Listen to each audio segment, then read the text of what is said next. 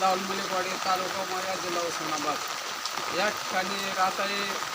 तरी या गरिबांच्या घरामध्ये या शेतकऱ्यांनी पाणी सोडल्यामुळं तिकडून पूर्ण पूर आलेला आहे.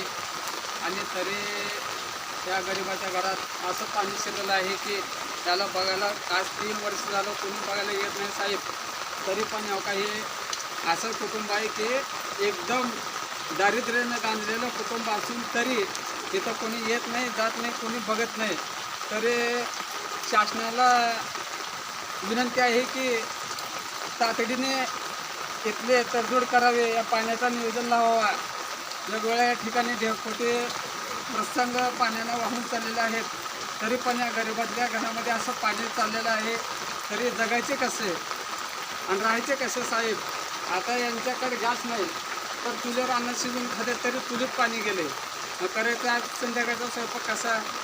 हे तरी एकदम टोकावली भूमिका असल्यामुळे तुम्ही या गरिबाला न्याय द्यावा. या शेतकऱ्याने पाणी ऑटोमॅटिक आतमध्ये सोडून त्या साईडला जायचं सोडून ते आत गावठाणा सोडलेलं असून तिथून सरपंच साहेबाला सांगितलं, ग्रामसेवकला सांगितलं तरी ते काय म्हणतात, ते पुढचे काढा मग नंतर आम्ही पाहू. अहो आम्ही गरीब वाहून गेल्यानंतर मग यांनी पाहणार काय? तरी आपण कारवाई करावी यांच्यावरती ही विनंती आहे साहेब. तहसीलदार साहेब यांना पण विनंती कळकळीची आहे.